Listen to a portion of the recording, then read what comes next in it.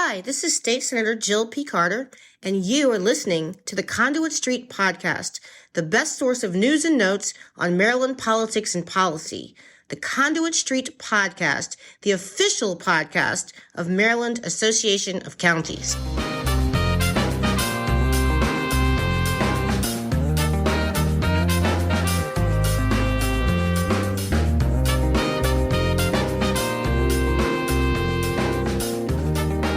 Welcome to the Conduit Street Podcast. My name is Dominic Butchko, and I will be filling in as your host today. Unfortunately, Michael Sanderson and Kevin Canale have run off to Guam for some post-Sine dive fun. In their stead, I am joined by my policy team colleagues, Brianna January. Hi there. And Sarah Sample. Hello. This is a very special episode, dear listener, because this is our post-session recap. Now is when we discuss our wins, losses, major moves, and start looking ahead to the 2024 session. Oh, what fun. We have a lot to get through, but before we dive in, Brianna and Sarah, how are you guys feeling after session?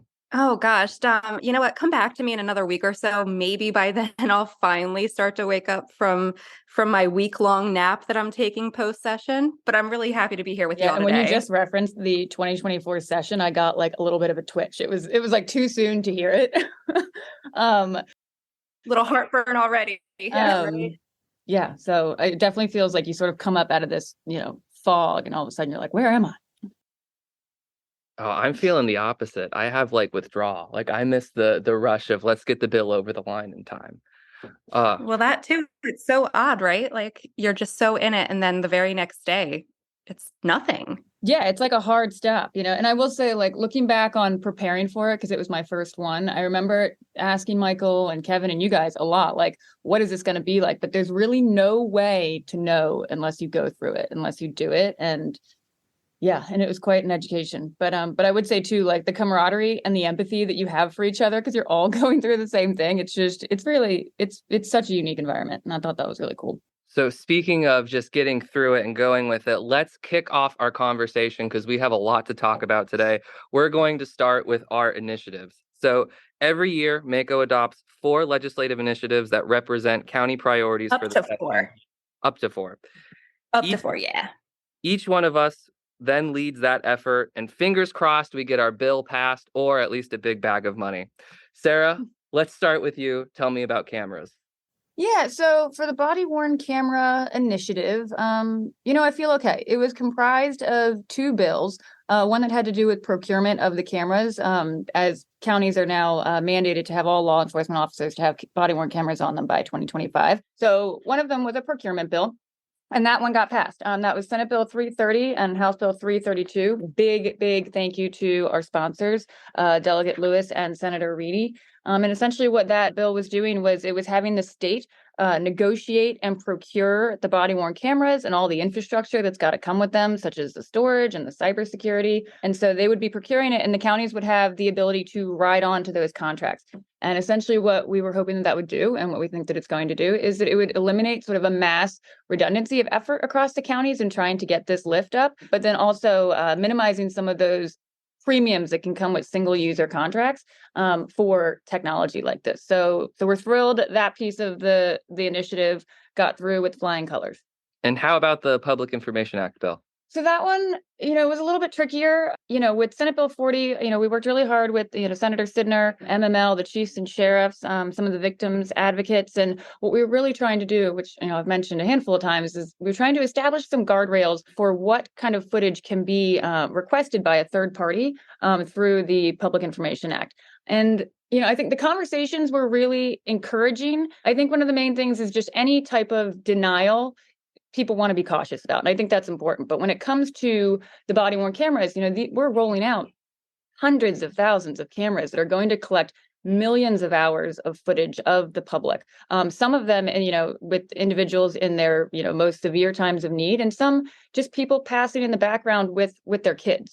So the mandate for the body-worn cameras on all county law enforcement officers is for 2025. And we're hopeful that we can come back and get, some of these guardrails established for the Public Information Act requests. And, and like we mentioned multiple times during our testimony, there are already guardrails that exist for other types of requests. It's just the body worn camera footage is such a new thing that we don't have those guardrails in place yet. But we're optimistic that, we'll be able to come back and get these established before 2025. And Brianna, what about you? Tell me about what's going on with education. Oh, well, Dom, what isn't going on with education? So, yeah, I mean, our listeners might recall that one of our 4 legislative initiatives this session was to pursue what we're calling increased transparency in education funding and spending. We mentioned earlier that we can have up to 4 legislative initiatives. I will note for our listeners that this was not a bill. We did not pursue legislation this year. Maybe we will in the future. But this was really a mechanism for our local governments to be able to access fully the full picture of what's happening with education funding and spending, especially since we've had such an influx from the federal aid with the coronavirus pandemic and all of that aid coming down. It's really the time for us to know exactly what's coming in and what's going out. And I often say, Dom, that we, as in the state, the local boards of education, county governments, we're all kind of operating from the same book when it comes to education funding, but we're not on the same chapter and we're not even on the same page. So we're trying to get everyone on the same page, especially since, education spending is our largest share of local budgets. It's one of the biggest expenses for the state. So as you can imagine, this was a huge focus of mine during session. Again, we did not pursue legislation, but what we did do is that we requested some language in the Joint Chairman's report, which comes out of Budget and Taxation over in the Senate and the Appropriations Committee over in the House, that would basically seek additional reporting from MSDE on a quarterly basis, more or less, on how local school districts are spending money related to just the blueprint, not all education spending, just the blueprint funds, since those are taking up the biggest share for us right now. And that reporting would go straight through the Department of Legislative Services, just like any other report that the General Assembly has required. And then, of course, that would be made public, including to our county governments. So really hopeful with that. I was lucky to run into Chair Barnes as well as Chair Gazzoni during the chaos of Sine Die on Monday. They both expressed support for that request. So we'll see if it made the cut. But we should know pretty soon because that report should be coming out relatively quickly. Great. So it'll be awesome to really get some of those insights once we get that report out. That's the hope. Well, what about you, Dom? So my biggest issue this session was firefighters. And so first, I want to recap to give everyone a background because this is a multi-year initiative. So statewide and nationally, we're seeing a real decline in the recruitment and retention of firefighters. And this is true for both career and volunteer. So really, everybody. On the career side, traditionally, we used to get 1,000+ applications for the Fire Academy. Now we're lucky to get around 200. On top of that, standards, and on top of that, the standards have gotten a lot tougher and our pool of candidates is really drying up. On the volunteer side, the same thing is true. At one point, volunteer firefighting was really a pillar of our community. But now as our social dynamics and society are changing, volunteer roles are declining dramatically. In both instances, counties saw a serious need for action, and that's where MACo comes in. Back in October 2022, our legislative committee adopted this issue as an initiative, recognizing that any effort needed to be stakeholder-driven and would likely be a multi-year effort. And on this bill in particular, Senate Bill 414, House Bill 788, side note, huge shout out to Senator Augustine and Delegate Rosenberg. Thank you guys so much. They were the sponsors for this in the legislature. But this bill was backed by everybody, and I mean everybody in the firefighting universe. We had career, we had volunteer, we had labor, we had management, we had counties, we had MACo, we had MML, PFFM, the MSFA, literally all stakeholders came to the table, recognized that this was an issue, and said that we have to do something to solve it. And so this bill is a study group, and it gives us until December 1st to come up with some recommendations. What can we do to really get those recruitment and retention numbers up? And I'm happy to report that the General Assembly passed our study bill. So now the real work begins. Nice. Well, so I just want to make sure I'm understanding here correctly. What is the situation today? Like when I call 911, I hope to get a fast response. Yeah, so Sarah, that's a great question. So today in Maryland, the situation with firefighters is pretty positive. A lot of our counties actually have response times that are faster than the national average. That being said, looking at the trends for recruitment and retention, our future is a lot more uncertain. And if we don't do something now and really lay the groundwork, we're headed for some pretty big issues. Really proud of this work, and this is surely an area that county governments will continue to be engaged in. I mean, we're at the forefront for this. On that note, though, I do want to quickly pivot to cannabis if we can. It was one of the biggest issues of the year, and as the state grapples with how we're going to implement legalization, we're going to continue to hear about it. And it actually touches on some of what you just talked about, Dom, with EMS and first responders and services like that. But I was not as into the weeds, sort to say, on cannabis reform. It was not in my policy portfolio this year. But how we spend cannabis money and what local revenues we can derive from it definitely is in my purview. But Dom, I'm hearing that basically anyone who is expecting to help pay for Kerwin with cannabis money should more or less lower their expectations by quite a lot. Is that correct? Yeah, Brianna, that's exactly correct. And so let's touch on cannabis briefly. Kevin was the main driver behind MACo's effort. So I know that he's really excited to dive into this, and he'll give our listeners a bigger update next week. But just so everyone has a little bit of taste of what's to come, first and foremost, so the revenue is not what we expected it to be. The local share is looking like hundreds or thousands of dollars. And to be clear, it's hundreds or thousands, not hundreds of thousands or millions, which is entirely out of line with what previous states have done. Also, just on the planning and zoning side of it, the language is kind of ambiguous. It could have been worse, but to be frank, as far as revenue and a lot of other areas go, with cannabis, there's a lot more work to do in the future, and it's an unfortunate outcome. So moving on, we don't only do initiatives here at MACo. Another big part of our job is major bills. And so that has to do with advising and shaping legislation that might pop up independently. So Brianna, Sarah, give me one or two bills that you worked on this year outside of our initiatives, and what was the outcome? Well, Dom, let's stick to the issue of education. No surprise, it's a huge area for every session, but more and more we're really seeing concern and bills that are related to education funding, especially as locals start to implement the blueprint for Maryland's future. And so this year was no different. We saw several bills that sought to alter various funding formulas, whether there was a very large bill to alter how we determine concentration of poverty and compensatory education spending. There were several other bills that specifically handled, for example, school personnel salaries and benefits, both for educators as well as other school staff, mental health and school health professionals, for example.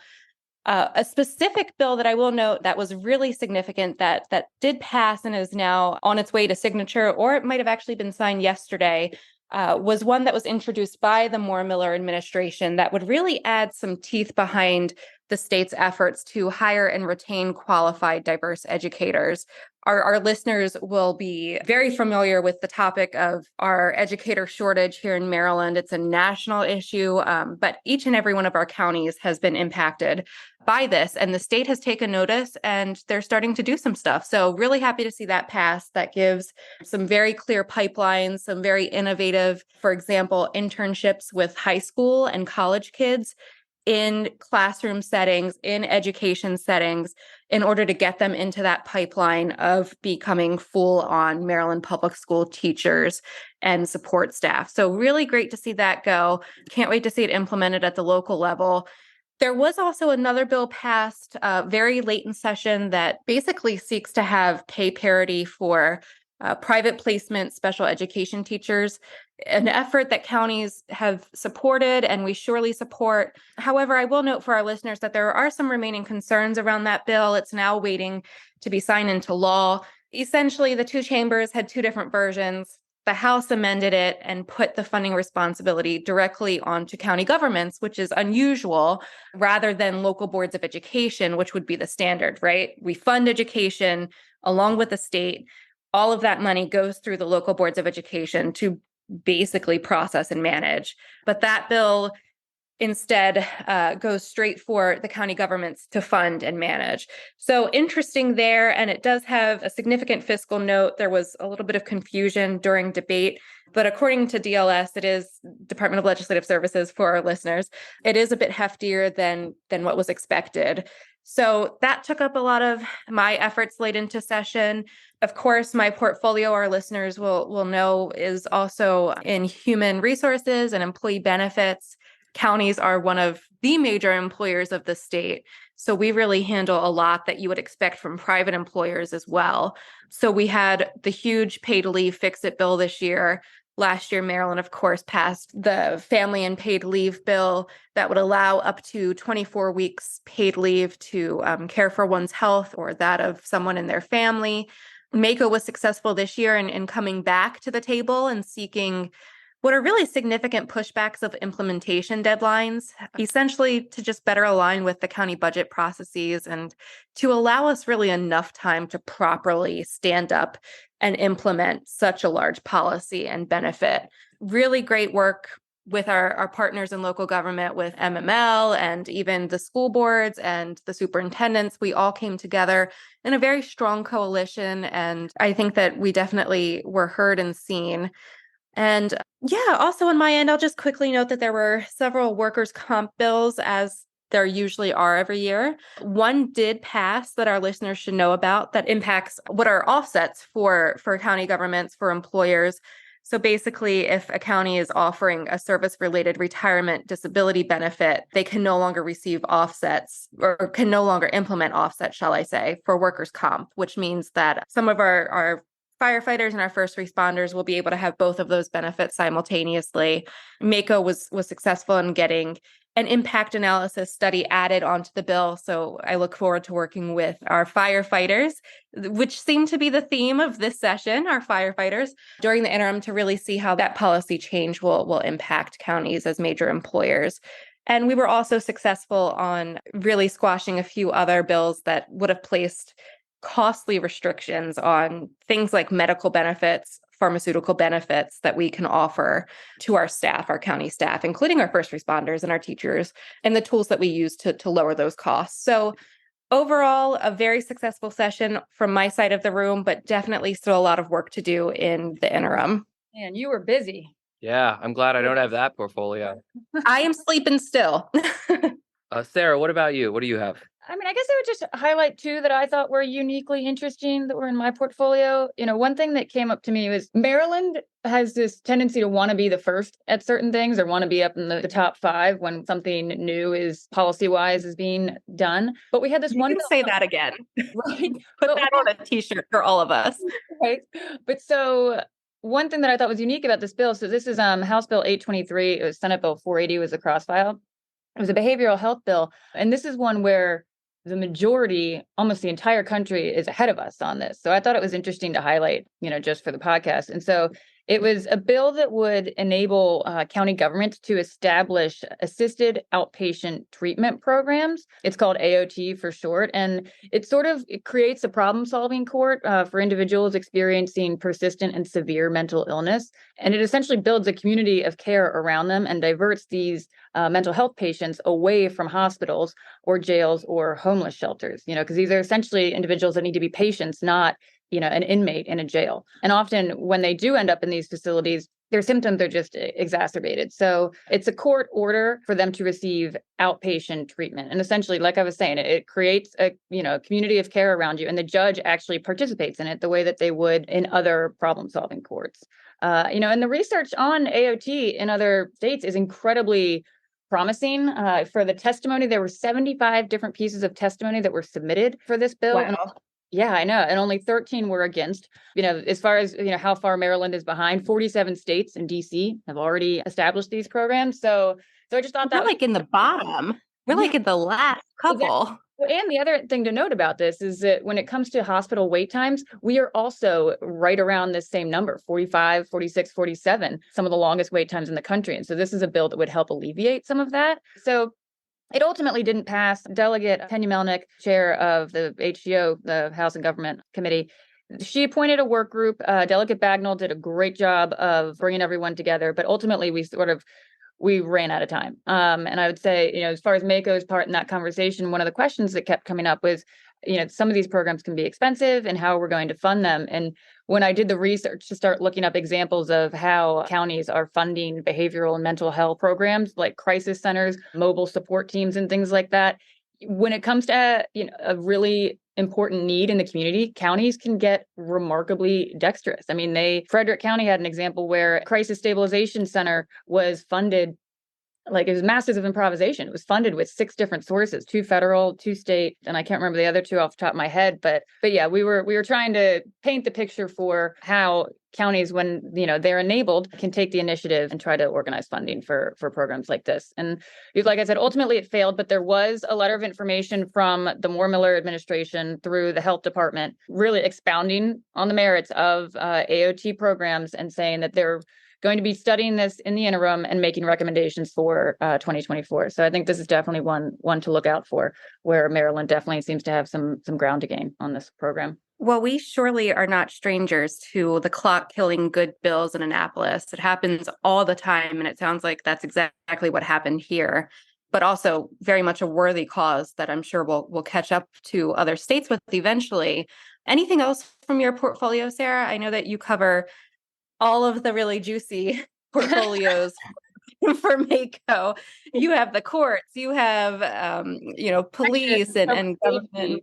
Yeah. Yeah. Well, one other thing that jumped out at me was, I like looking ahead to see what's going to potentially be changing for Maryland. And one bill was House Bill 214, Senate Bill 281, and this was the Public Health Commission bill, and it passed with our amendments on it. And essentially, it's sort of looking to do a study on how the state and the local governments are offering and facilitating public health services and how it can be better. So it's a little bit of a post-op from COVID, but also considering factors like some of the mental health crisis that we're having, the opioid crisis. So it's essentially taking a big macro and micro look at our offerings for the public and trying to figure out what we can do to modernize. And so that was one where our amendment, initially, I think there were 2 health officers that would have been included, and we got our amendment to have 3 to make sure that all of our jurisdictions could be represented fairly. And so we had it with a health officer from an urban jurisdiction, a suburban, and then also a rural.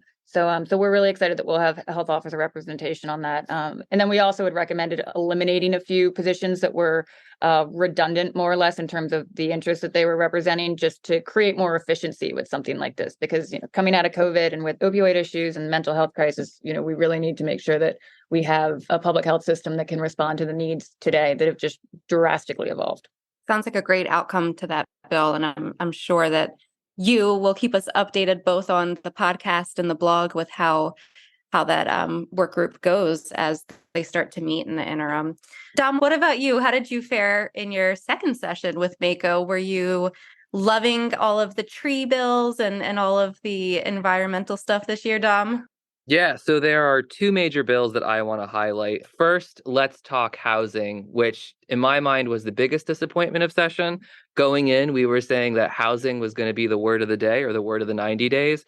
Unfortunately, that was a little bit of a letdown. Longtime listeners will know that counties in MACo have spent a lot of time at the forefront of this issue. Last October, we did our housing symposium. Triple E and E&T in the House and Senate asked for housing briefings. A lot of our counties have put out new housing policies, both in the lead up to session and during session. And surprisingly, there wasn't a whole lot of housing legislation that actually made it through. Largely, this is probably a function that it's a new session mixed with a complicated and potentially rather expensive issue. But as I said, overall, I was underwhelmed with what we saw. That's true. Lots of new players, a whole new class of freshman delegates and a few new senators, a really big issue. But I mean, it's not going to go anywhere. Like housing is and affordable housing at that is something that we're still going to have to keep addressing. Right, Dom? Yeah, 100%. So this is a space where local governments will remain super active. As I mentioned during session, Baltimore County released a historic housing package, and I actually think they also updated their ADU legislation a little later. And ADUs, for our listeners, accessory dwelling units, that's a term we throw around a lot. Anne Arundel County also, in the last days of session, updated their accessory dwelling unit ordinance as well.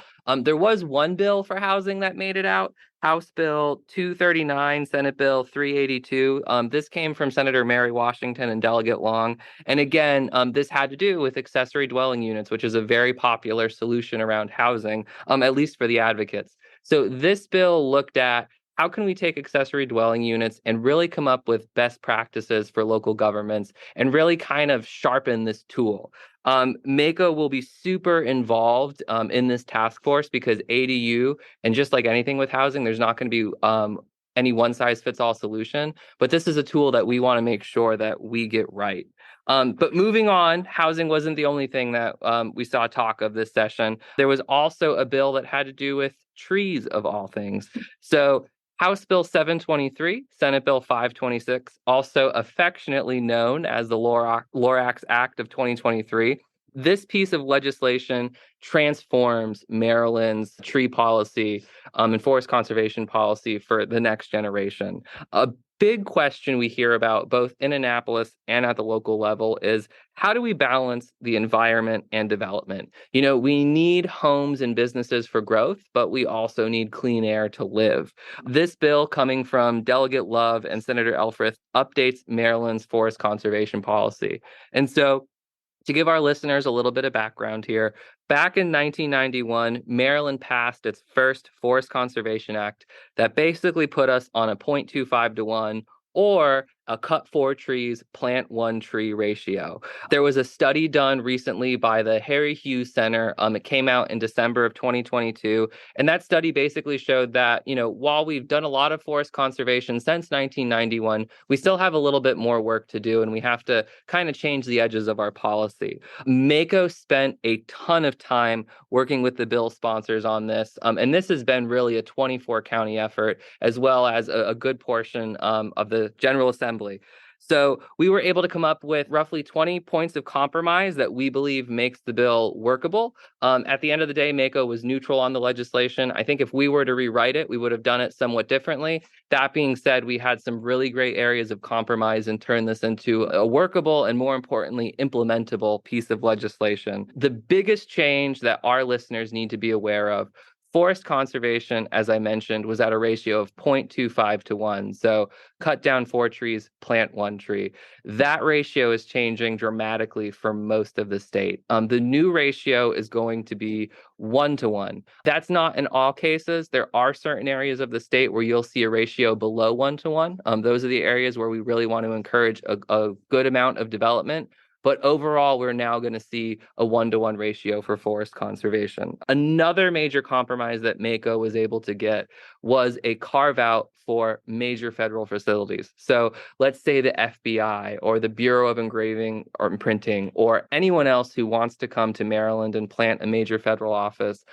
Those projects are carved out, as well as there are new parameters for transit-oriented development. And so these are the areas where we really want to see our growth and our economy expand. And so they're only have to deal with the old ratio of 0.25 to 1. This is a massive bill. This is a massive generational policy shift. But the MACo MML amendments, again, shout out to our friends from municipalities. They were instrumental in getting some of these changes. This legislation is most importantly now implementable. I also have to give a shout out again to Delegate Love and Senator Elfreth. We are not always on the same side, but they are truly friends of local government. And MACo in particular is really grateful for hearing us out and working with us on this piece of legislation in particular. Well, Dom, I think I'm going to let you stick to all of the trees. I will stick to my students in classrooms and HR policies because you can have it all. Oh, I am so grateful for that. There's nothing I love more than a tree coming after this bill. But moving on, session has a lot of moving parts, and there are a ton of things that pop up that are unexpected. I mean, this is probably one of the most dynamic working environments you can have. So, Brianna and Sarah, what jumped out at you guys that was unexpected? What are some of your best memories from this session? So for me, this was my first session, so a lot of it was new. But what I thought was interesting, and I think was new for all of us, was just the process of how it's changed in terms of how you submit testimony and sign up. And you could tell too that there were growing pains with that process. Because there were instances where you might get a confirmation that you're going to be able to speak, but then if you didn't get that confirmation, you might not be able to, because there's a lot of testimony and people that they're trying to get to where you were only allowed to do. Can we just say for a minute too, there is nothing more relieving than not getting chosen to speak on a bill. Oh no, I getting to speak on bills. But it's not the worst day unless it's a really big bill that we should be speaking on. But it was interesting watching them sort of go through the growing pains of, there was a protocol that I think was put in place, and then depending on which committee you were in, or who was, leading the committee at that moment, it would change a little bit. But I think that was just indicative of the growing pains, but also trying to make the process ultimately more transparent. As I spoke with a lot of people about how things have been done in the past, there's a lot more transparency that's coming out. There's sort of like a positive byproduct, I think, of some of the infrastructure that's been put in place in the post-COVID world. So I think it's ultimately positive steps in the right direction, but it was evident that there were some growing pains. So growing pains. I feel like that should be a hashtag on most of our tweets. I have to say, one of my favorite things, I loved the palace gossip of a transition, like whispering, oh, did you hear who's getting this job? And half of the information is wrong, but really the game and watching it. Yeah, more than half. Exactly. But it's exciting. I mean, I feel like we should have gotten one of those pools like when we do for the Super Bowl where, I think that a bracket. Yeah, a bracket. Exactly. You know me. I love sports balls. Sports ball. Big goals. No. Cool. Brackets. Yeah, big goals. Or home runs. I don't know. Touchdown. I'm right there with you. Touchdown. Yeah. That's absolutely my favorite part too. Like, it's like all of the moving chess pieces, and we're able to watch as both insiders, but also kind of outsiders. And it's such an exciting time in Annapolis. And my absolute favorite thing is like the start of a freshman class coming in, plus a new administration. You get to see all of those new relationships forming. You get to see, little packs on different issue areas, and there are different rising stars on, leaders on specific policy areas. And it's really a fun time for sure. So speaking of rising stars, I think that's a great transition to our next part, looking ahead. So these next 9 months really set the tone for what the next session will be like. So, Sarah, let's start with you. What are you looking forward to accomplish between now and session 2024? Well, I guess in terms of bills that were active this session that could come up next session, one was a restrictive housing bill for correctional facilities in our local jurisdictions. And so this was House Bill 385, Senate Bill 489, and I think it got referred to an interim study. So we're going to stay in touch with that group and make sure that we get lots of good feedback from the locals. But ultimately, with this bill, it was just a little bit too restrictive in terms of being able to maintain the safety and security of the facilities. And that's something that was seen in California. I know they had tried to do similar solitary confinement reforms, and I think there's room for that. But there was an instance where there's just the restrictions that would make sense for a state level facility that's significantly larger than our local jurisdictions. They just wouldn't translate. They wouldn't make sense for some of the smaller facilities where you have individuals who really aren't staying more than sometimes 30 and 40 days. But I will say the bill sponsors they understood that, and they multiple times we worked on amendments to actually take the locals out of it because it was not apples to apples, it was more apples to bananas. But so it got referred for an interim study, and we're going to make sure that we stay in touch with them, the sponsors and the advocates, as far as helping them understand how local facilities work and if there are reforms that could make sense. So that was one big one for me. And then the other one I would say was in terms of looking ahead, environmental health specialists absolutely need to have local environmental health specialists need to have salary enhancements. That was reiterated by Delegate Sine, Senator Hester. They were big champions of that, but ultimately it got punted to next year. And it goes back to safe water, safe food, safe, dealing with the septic tanks and things like that. So that is something we're definitely going to make sure we stay on top of.